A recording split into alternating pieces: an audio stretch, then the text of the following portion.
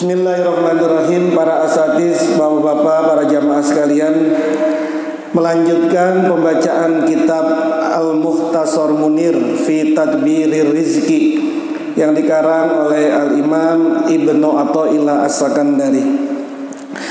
Halaman 19, in itofun ay haza in itofun, sebuah titik balik refleksi. Qad madha qauluna fi sirri ikhwajil khayawani wa hazal adami khususan. Sudah diterangkan, sudah telah lalu keterangan kami di dalam rahasia kebutuhan hewan, khususnya manusia, terhadap ila wujudi ta'ziyatin mumiddatin lahu, pada wujud adanya makanan yang bisa memenuhi kebutuhannya. Sudah diterangkan di pembahasan yang lalu, apa sih rahasia manusia kok butuh terhadap sebuah kebutuhan. Kita ini butuh makan, butuh minum. Bukan cuma butuh makan, butuh minum, manusia mah butuh yang lain. Kalau perut mah terbatas, 1,5 piring udah enak, udah itu. Tapi nafsunya yang banyak banget. Semuanya pengen mau diambil, tapi perutnya padahal terbatas gitu. Ya persis lah kalau lagi buka puasa, lagi lapar-lapar, kemudian ngabuburit, itu kan semuanya mau dimakan itu. Ini mau dimakan, ini mau dimakan. Giliran udah kena teh anget aja dah. Tahu sudah itu kalau perut ternyata objektif. Yang tidak objektif itu adalah nafsunya. Nah, manusia diciptakan oleh Allah itu punya kebutuhan, nggak seperti hewan, nggak seperti jin, nggak seperti malaikat. Hewan mana ada yang punya mobil coba? Hewan ya rumahnya begitu aja sudah gitu. Kalau kita kan punya rumah 1 pengen punya rumah 2, terus punya rumah tingkat 1 pengen punya rumah tingkat 2, punya mobil 1 pengen punya mobil 2, punya istri 3 pengen punya istri 4. Kenapa begitu? Kita dikasih hajat oleh Allah yang udah kita terangkan, udah disampaikan di pembahasan sebelumnya. Singkat saja, yang pertama liya'rifahu aw liyu'arrifa bihi, agar kamu bisa kenal sama Allah atau agar Allah bisa memperkenalkan dirinya kepadamu. Kenapa? Karena hajat itu babun ilallahi, satu pintu menuju kepada Allah. Bayangkan kalau kita nggak punya hajat, ada nggak sholat hajatnya? Ada nggak mau tahajudnya? Emang kita ini rajin tahajud karena ada persoalan apa gitu? Kalau lagi ada hajatnya, tahajudnya rajin nggak? Semakin banyak hajatnya, maka semakin besar juga biasanya orang zikirnya. Jadi hajat itu bisa menjadi satu pintu untuk masuk kepada Allah. Wasababun yusiluka ilaihi, dan menjadi sebab sampainya kamu kepada Allah. Jadi orang yang punya hajat itu adalah orang yang sedang dihantarkan oleh Allah untuk masuk ke rumahnya Allah, untuk bisa sampai kepada Allah. Itulah mengapa ujian, musibah yang menimpa manusia itu bisa mengantarkan manusia sampai kepada Allah. Kenapa? Karena ketika lagi dapat musibah, lagi dapat ujian, lagi punya hajat banyak, dia lebih dekat kepada Allah daripada saat sebelumnya. Apalagi aroda ayyaskurallahu. Alasan yang kedua, kenapakah Allah membuat kita itu butuh kepada Allah, kepada materi, agar kita bisa merasa syukur kepada Allah Subhanahu wa taala. Kita pengen sesuatu terus kita tidak punya, lalu kemudian kita mohon kepada Allah, dikasih sama Allah. Itulah yang kemudian membuat kita bersyukur kepada Allah, bahwa apa yang kita dapati ini adalah sesuatu yang berasal dari Allah Subhanahu wa taala. Itu beberapa hal alasan kenapa kok Allah membikin manusia punya kebutuhan. Jadi intinya agar kita ini perlu sama Allah. Coba bayangin, ada orang lahir udah kaya raya, nggak butuh apa-apa lagi. Lahir udah nggak butuh apa-apa lagi. Semuanya ada, semuanya kecukupan. Mau apa saja ada, mau bagaimanapun terpenuhi. Apakah dia punya tingkat munajat yang tinggi sama Allah? Apakah dia kemudian perlu sama Allah? Kan tidak, mayoritas manusia itu. Kenapa? Karena dia mau ngapain? Dia mau apa gitu loh. Semuanya ada kok gitu loh. Yang membuat dia ini merapat kepada Allah, kebanyakan manusia adalah karena manusia perlu sama sesuatu. Karena dia perlu sama sesuatu, merapatlah dia kepada Allah. Meskipun nanti kalau udah sesuatunya udah tercapai, lari lagi nanti dari Allah. Lagi susah rajin ke masjid, giliran udah dapat objekan, ya ini lagi kabur lagi dari masjid. Pokoknya ketahuan lagi. Kalau lagi rajin ke masjid berarti lagi gak punya duit nih dia gitu. Kalau lagi punya duit kagak ada di masjid itu, adanya di mall itu. Nah, ini sudah dibahas. Nah, sekarang fal'ana natahaddatsu fi takaffulil haqqi bihazi ta'ziyah wa qiyamihi bi isolihi. Sekarang akan dibahas mengenai tanggungan Allah dengan makanan ini dan bagaimana cara Allah menyampaikannya. Karena kita berasal dari Allah, bagaimana caranya Allah menanggung semua rezeki kita. Allahu khalaqakum summa razaqakum. Allah yang menciptakan kalian, kemudian Allah memberikan rezeki kepada kalian. Jadi Allah nggak diem saja. Allah punya tanggung jawab. Allah punya tanggung jawab terhadap penciptaannya Allah, yaitu kita sendiri. Makanya kalau dalam fikih ada orang puasa lagi hamil atau sedang menyusui, kemudian dia tidak berpuasa. Ini kan beda nih, dendanya beda. Kalau dia takut sama anaknya, kemudian dia nggak puasa, itu beda daripada kalau dia tidak berpuasa karena takut sama dirinya sendiri. Kalau takut sama dirinya sendiri, nggak puasa, cukup kodok, gitu ya. Tapi kalau dia takutnya sama anaknya, selain kodok bayar apa dia? Kan bayar fidyah juga. Kenapa? Menunjukkan Allah itu udah nanggung loh, udah nanggung. Karena kamu nggak percaya, ya sudah, selain kamu puasa bayar tuh fidyah. Kalau orang takutnya sama anaknya yang dalam kandungan, itu untuk menunjukkan bahwa udahlah, rezeki itu Allah yang ngatur, Allah Subhanahu wa taala yang ngatur. Dan inilah yang akan dibahas dalam kitab ini pada bab-bab selanjutnya.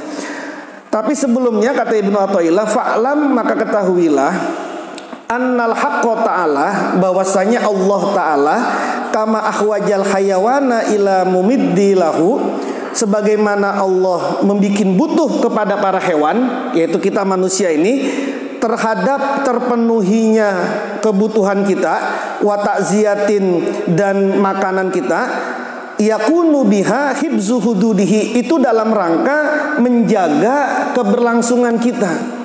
Kenapa kok Allah ini memenuhi kebutuhan kita? Agar manusia bisa terjaga kehidupannya, bisa olahraga, bisa ibadah, bisa melakukan sesuatu. Itu kan harus bermakanan nih, harus ada objek, harus ada makanan supply.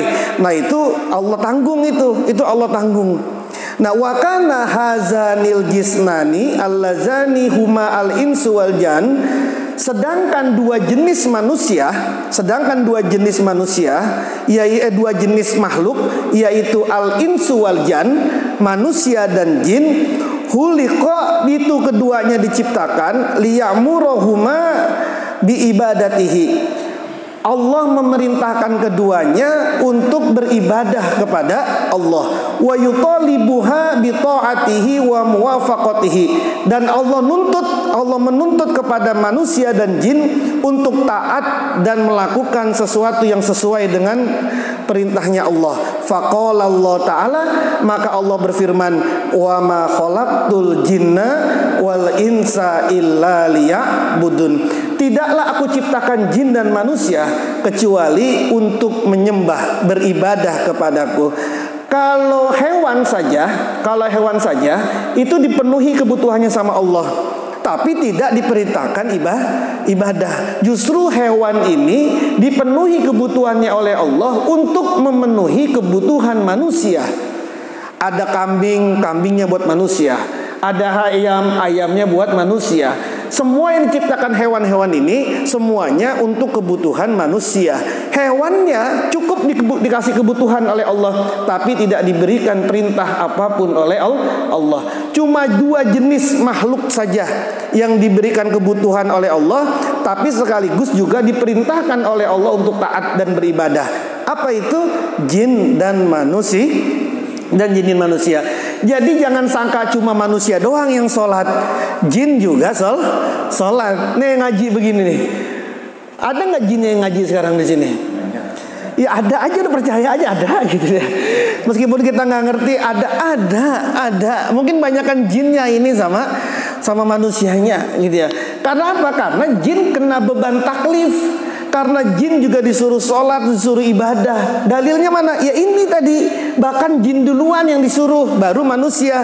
Wa ma khalaqtul jinna wal insa. Jin dulu yang disebut sama Allah, baru manusia. Jadi manusia dan jin sama-sama punya beban taklif, punya beban hukum. Maka sebagaimana manusia, ada manusia yang muslim, ada manusia yang kafir. Jin juga begitu, ada jin yang muslim, ada jin yang kafir. Jin muslim sama seperti manusia, ada yang muslimnya itu anggot-anggotan, ada muslimnya yang taat. Sama, jin juga begitu, ada jin yang rajin, ada jin yang nakal. Ada jin yang nakal. Ada orang kemasukan jin, lalu kemudian dibacain ayat kursi, pinteran jinnya. Salah itu bacaannya, nggak begitu tuh. Anda jangan keder, jangan kemudian minder. Itu jin nakal sudah itu. Meskipun dia bisa baca ayat kursi. Kenapa? Kalau nggak nakal, nggak mungkin dia bisa mengganggu manusia. Jadi kalau Anda lagi nanganin orang kemasukan jin, lalu kemudian Anda diprotes sama jin karena bacaannya salah, jangan minder tuh, terusin aja, bodoh amat, lu yang salah gitu ya. Lu yang salah gitu. Jadi kuat-kuatan mental gitu loh. Ada teman itu baru tumben ngobatin orang jin, kemasukan jin, bacain Yasin, bacain ayat kursi, diomelin sama dia, disalahin, nangis dia langsung kabur gitu. Ya jin itu begitu sama. Kenapa? Karena jin tadi, jin juga kena beban taklif gitu. Nah, Allah kemudian menyatakan di sini, aku tidak ciptakan jin dan manusia kecuali untuk beribadah kepadaku. Jadi tugas utama manusia ini apa nih? Tugas utama manusia adalah beribadah. Udah beribadah doang. Tugas pokok manusia adalah beribadah. Allah sampaikan di sini, Allah tegaskan, ma uridu minhum min rizkin. Aku tidak ingin rizki dari kalian. Aku nggak butuh rizki dari kalian. Kamu nggak usah nyetor harta sama saya. Saya nggak butuh rizki dari kalian. Wa ma uridu ayyut'imuni. Dan aku juga nggak ingin, aku juga nggak pengen, nggak mau engkau itu memberi makan kepadaku. Aku nggak butuh makan. Kamu nggak usah repot-repot ngasih saya makan. Kamu nggak usah repot-repot ngasih saya rizki. Cukup kamu ibadah saja sama aku. Ibadah saja, nggak usah ngasih makan, nggak usah ngasih apa-apa, sudah ibadah saja. Innallaha huwa ar-razzaku. Sesungguhnya Allah, huwa ya Allah, ar-razzaku, zat yang maha memberi rizki. Zul quwwatil matin, pemilik kekuatan dan juga zat yang maha kokoh. Kalau kata orang nahu, ini 2 taukidnya. Pertama inna, yang kedua isim domir yang menyela antara jumlah ismiyah. Inna itu kan taukid. Inna sesungguhnya. Allahu Allah. Huwa ini isim domir yang menyela antara jumlah ismiyah. Kalau ada domir yang menyela jumlah ismiyah, berarti itu juga taukid penguat. Maksudnya apa? Sesungguhnya Allah, cuma Allah yang memberikan rizki. Zul quwwatil matin, memberi rizki itu zat yang maha kuat dan sangat kokoh. Kamu jangan khawatir Allah itu kekurangan, ini segini banyak manusia di dunia, apa bisa Allah memenuhi semuanya? Nggak usah khawatir.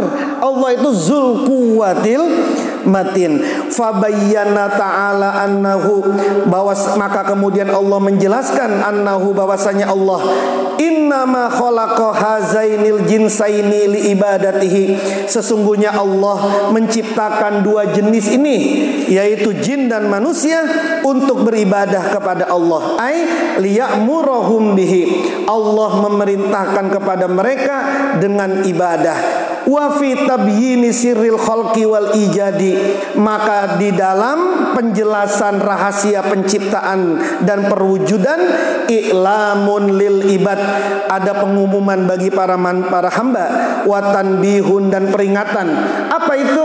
Limaza khuliqa, untuk apa mereka diciptakan oleh Allah. Kaila yajhalu, agar mereka tidak bodoh, agar manusia tidak bodoh.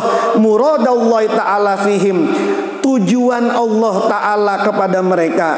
Apa sih tujuan kita ini diciptain sama Allah? Fayudillu an sabilil hidayah, kemudian mereka menjadi sesat dari jalan hidayah. Wa yahmilu wujudar riayah, dan menunda adanya perhatian kepada Allah Subhanahu wa taala. Allah tegasin di sini, tugas utama kita ini ibadah. Karena tugas kita utama ibadah ini, maka kita jangan sampai tidak tahu manusia ini sebenarnya buat apa sih diciptain. Kita ini buat apa diciptain sama Allah. Sebab apa? Kalau nanti tidak tahu apa tujuan kita diciptakan, maka nanti kita tidak tahu arah pulangnya kemana. Mau apa kita di sini tuh, mau apa? Nggak mungkin bisa ilaihi rojiun, kembali kepada Allah. Inna lillahi wa inna ilaihi rojiun. Tidak mungkin bisa ilaihi rojiun kalau kita tidak tahu kemana arahnya ini, jalan kita ini kemana arahnya. Maka ketika ada benturan antara ibadah sama Allah dengan yang satu maksiat kepada Allah, maka mestinya kita ini itu lebih mementingkan ibadah kepada Allah. Kenapa? Karena tadi tujuan manusia itu nggak ada lain kecuali ibadah kepada Allah. Wa qad jaa anna arba'ata minal malaikah, dan sungguh telah datang bahwasanya ada 4 dari malaikat, yatajawabuna kulla yaumin, setiap hari saling berdialog. Ada 4 malaikat setiap hari berdialog.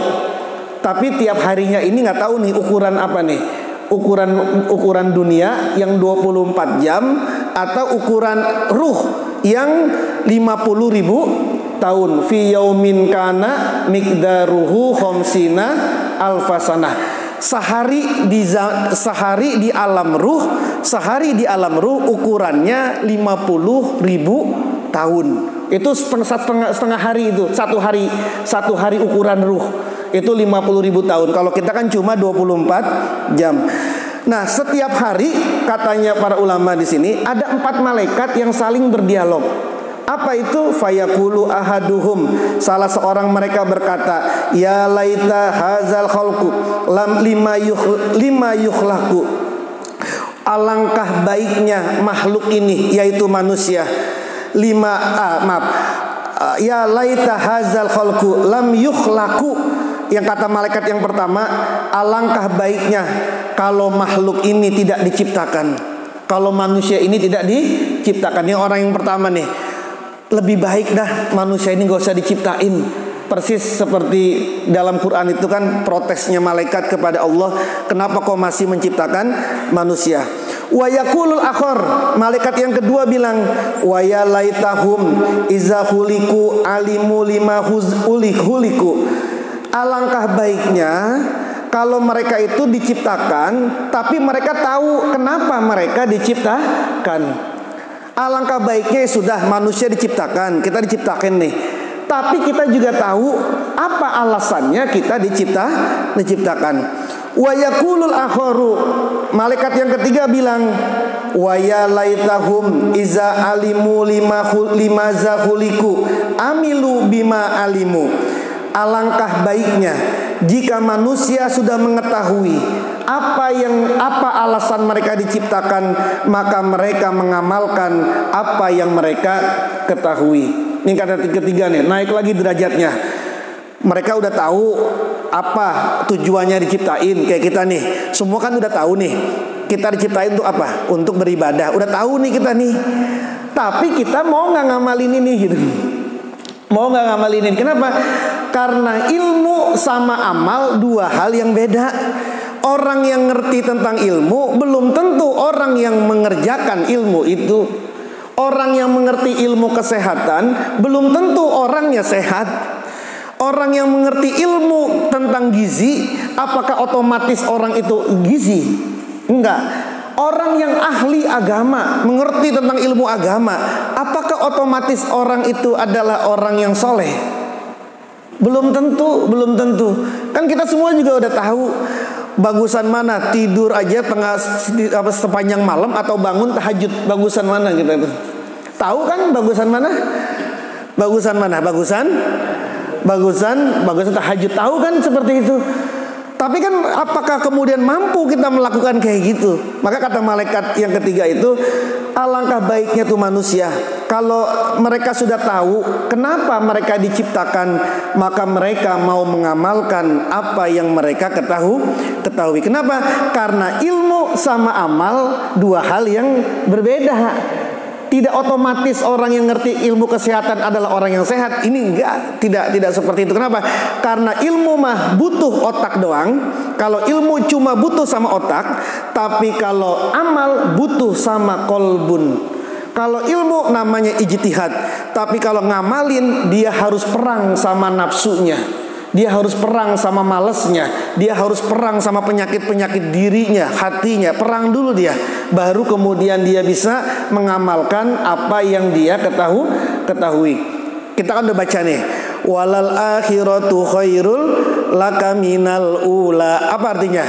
Akhirat lebih baik daripada dunia. Tahu kan semua kita ini, dunia cuma sementara, akhirat abadi. Tapi misalkan bapak-bapak nanti malam tahajud, kemudian baca waqiah, lalu kemudian bapak didatengin sama malaikat, nih duit 10 juta, atau nanti pahala buat di surga aja, milih mana bapak? Milih mana? Yang nyata atau yang ntar? Tapi kan kalau kita yakinnya apa? Yang paling bagus mana? Akhirat atau dunia? Nanti jangan diakal-akalin. Oh, gue ngambil 10 juta dah, kan nanti 10 juta ini saya buat amal. Iya, kalau buat amal. Tapi kata malaikat, enggak, pilihannya cuma dua. Kalau kamu ini 10 juta, cuma berhenti di 10 juta aja di sekarang nih. Dah 10 juta, kamu gak dapat apa-apa nih. Cuma 10 juta aja dapat nih. Atau nanti ini 10 juta kamu gak usah ambil, nanti ambilnya di akhirat. Milih mana bapak? Apalagi besok harus ngeluarin sesuatu, milih mana coba? Padahal walal akhiratu khairul lakamin. Itu baru 10 juta kita. Bagaimana Kanjeng Nabi Muhammad sallallahu alaihi wasallam? Matahari ada di kanan, bulan ada di kiri, ditawarin kanan matahari, ditawarin kiri bulan untuk menghilangkan, untuk berhenti dalam ajaran ini, tidak mau bergeser sedikit pun, tidak akan bergeser sedikit pun. Jangan nanti kemudian ditawarin sesuatu udah berubah. Ketua NU ditawarin mobil 1 Alphard sama Pondok Indah, mobil Pondok Indah, berubah kamu dari NU ke PKS, mau nggak kamu? Tuh dipikirin enggak tuh kira-kira tuh? Goyah nggak tuh kira-kira? Suriahnya dibilang, kamu milih mana?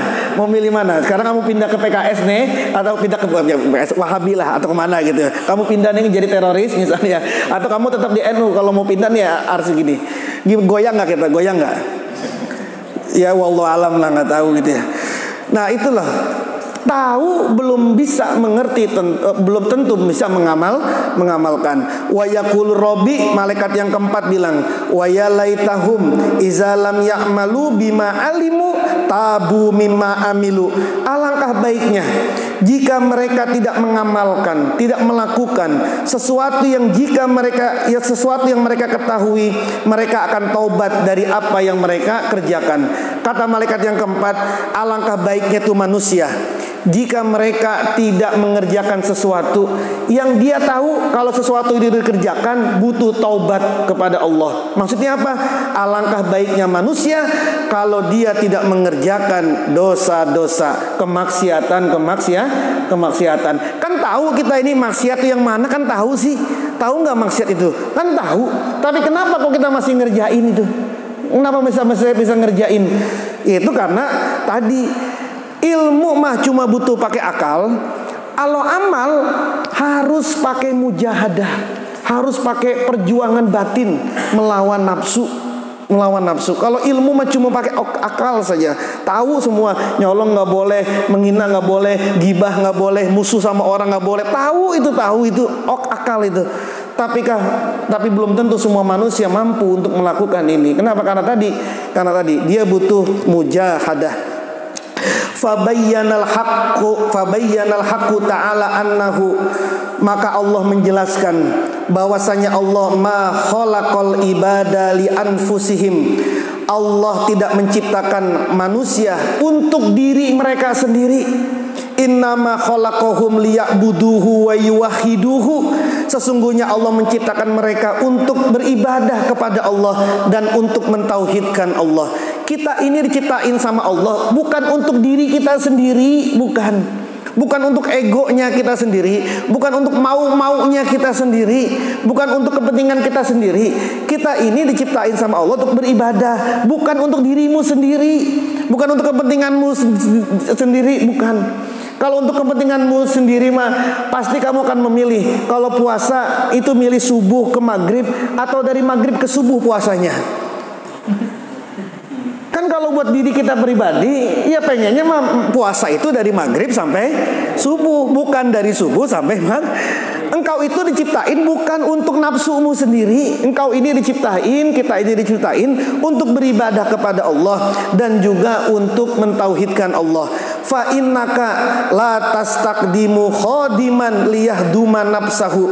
Seperti halnya engkau itu tidak memanggil pelayan, khadim, tidak memanggil pelayan untuk si pelayan melayani dirinya sendiri. Innama tastaqdimuhu liyakuna laka khadiman. Sesungguhnya kamu memanggil pelayan agar si pelayan ini mau melayani kamu. Kita manggil pembantu di rumah ART.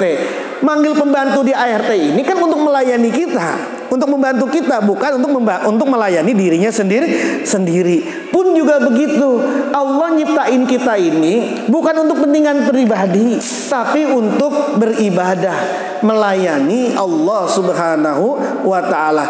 Fahazihil ayatu, maka ayat ini innama wa ma khalaqtul jinna wal insa illa liya'budun, maka ayat ini hujjatun, menjadi hujjah, dalil yang kuat ala kulli abdin, atas semua manusia, atas semua hamba, istagola, yang menyibukkan diri bihazzi nafsihi, untuk keuntungan dirinya sendiri, an haqqi rabbihi, daripada haknya Tuhannya dia. Maka ini akan menjadi teguran keras. Manusia tidak boleh sibuk untuk nafsunya sendiri, untuk kepentingannya sendiri, daripada kepentingan haknya Allah Subhanahu wa ta'ala. Dari apa saja?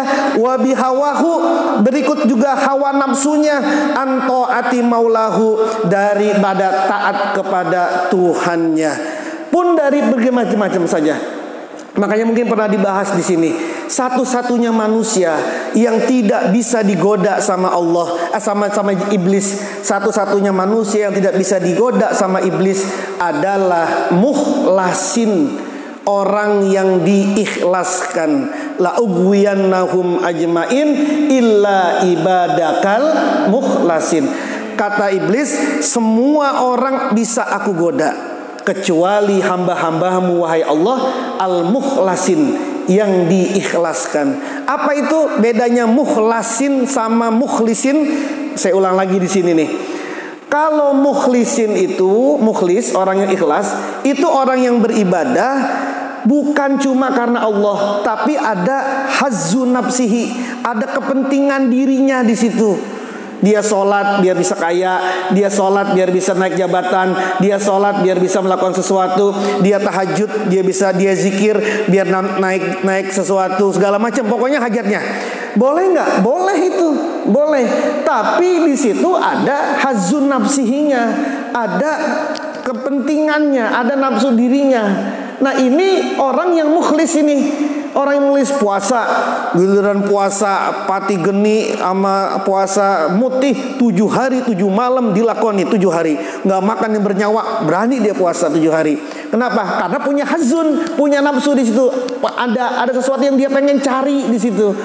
Nah orang yang kayak begini masih bisa digoda sama iblis, masih bisa. Apa masih bisa digoda-godain? Lu udah tahajud mulu kan? Udah duha mulu, udah. Tapi udah kaya? Enggak. Punya apa? Enggak.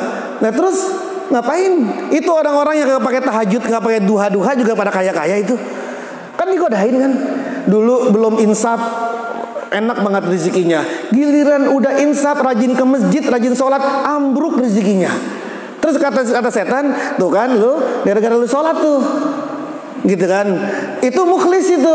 Akhirnya perek dia sholatnya, kagak mau lagi. Dulu belum jadi pengurus NU, waduh ganyang banget kita. Sekarang masuk pengurus NU, proposal mulu ini masuk.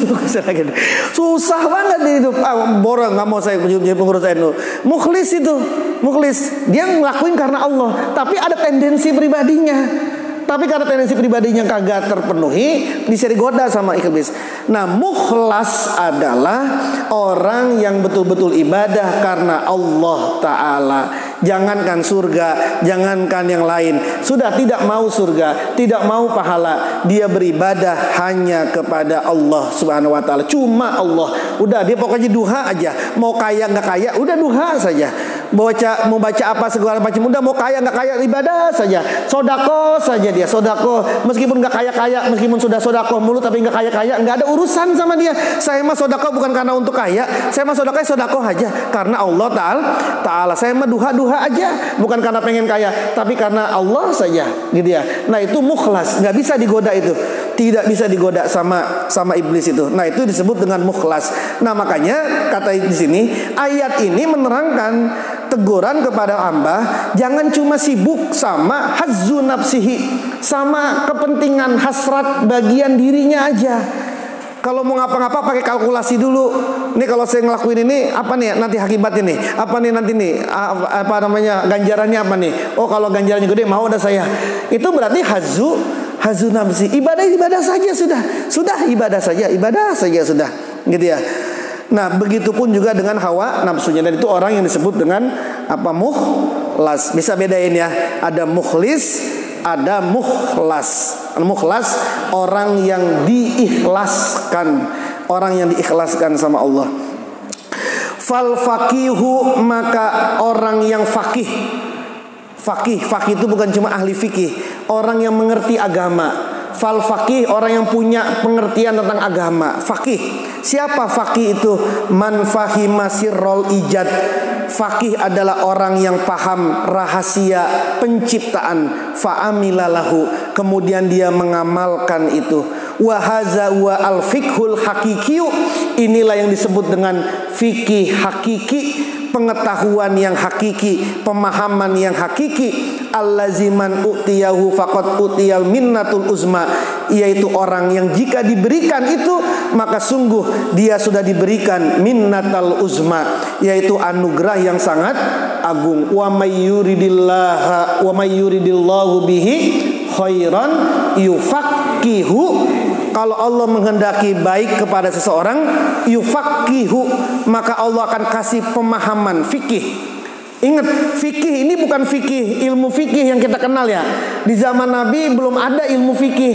Fikihnya ada, ilmu fikihnya belum ada di zaman Nabi. Jadi maksudnya fikih di sini bukan ilmu fikih yang kita kenal di sini, bukan.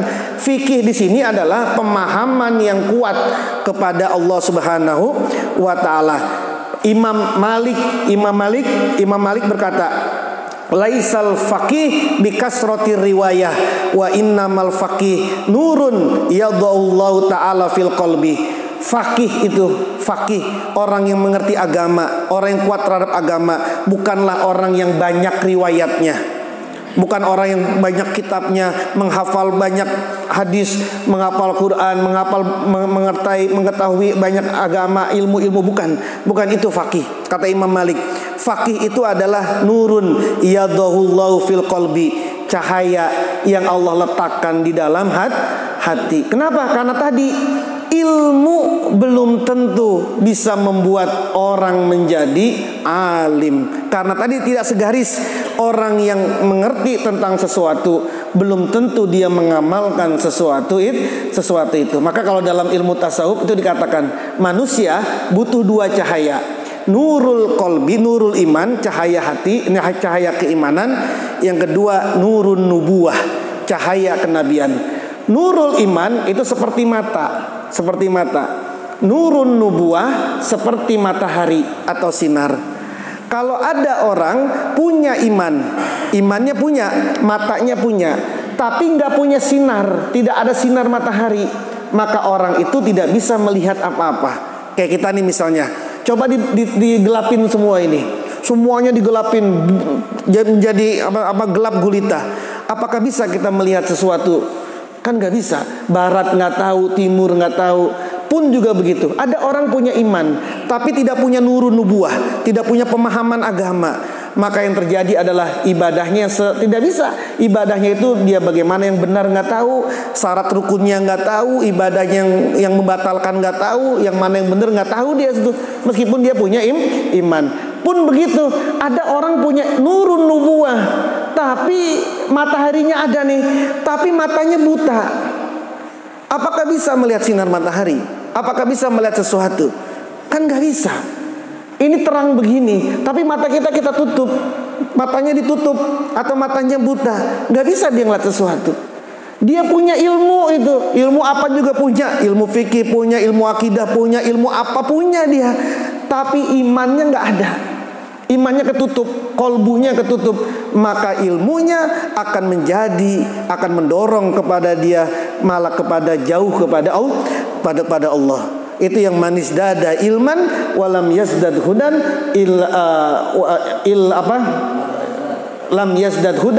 lam yazdad minallahi illa bu'dah.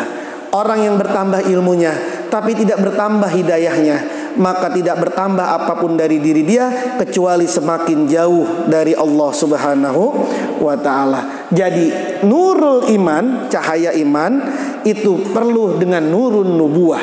Pun nurun nubuwah perlu dengan nurul iman. Seperti mata perlu dengan cahaya, cahaya juga butuh dengan mata. Kalau ada mata, ada cahaya, maka orang baru bisa melihat mana barat, mana timur, mana kebenaran, mana keburukan, mana yang batil, mana yang hak. Wallahu a'lam bishawab.